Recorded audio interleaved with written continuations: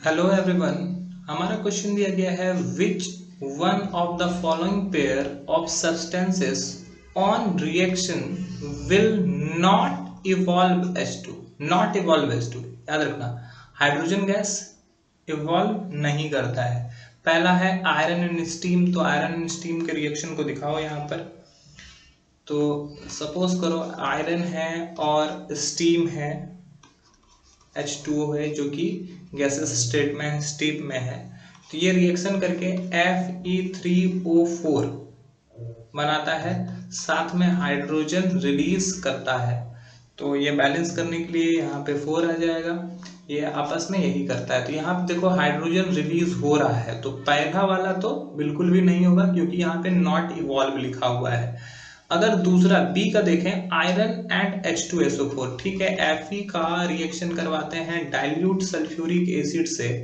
तो जैसे ही ये रिएक्शन करेगा ये फेरस सल्फेट बनाएगा और हाइड्रोजन ये भी रिलीज करेगा, क्योंकि हम लोग देखते हैं कि जो भी अगर कोई भी मेटल है वो अगर एसिड से रिएक्ट करता है तो हाइड्रोजन रिलीज करता है।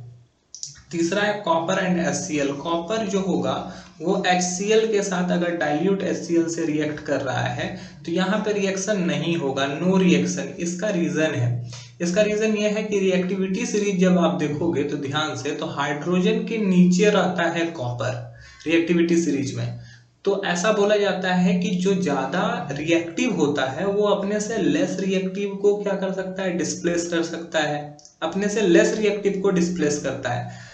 तो हाइड्रोजन तो कॉपर से ज्यादा रिएक्टिव है, तो हाइड्रोजन यहाँ पर डिस्प्लेस होता ही नहीं है, कॉपर हाइड्रोजन को डिस्प्लेस नहीं कर पाता है, जिसकी वजह से रिएक्शन नहीं होता है।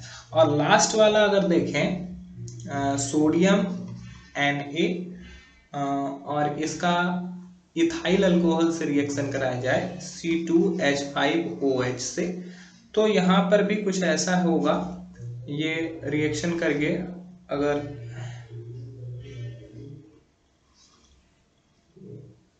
C2H5ONa अगर ऐसा कुछ दिखाया जाए तो यहाँ पर ऑफकोर्स यहाँ पर H2 भी रिलीज होगा, यहाँ से H को Na रिप्लेस करता है, तो ऐसा कुछ रिएक्शन बनता है। तो यहाँ पे तीनों ऑप्शन में, लास्ट वाले में, फर्स्ट और सेकंड वाले में हाइड्रोजन रिलीज हो रहा है और यहाँ पर रिएक्शन नहीं हो रहा है, जिसकी वजह से यहाँ पे हाइड्रोजन रिलीज नहीं हो रहा है।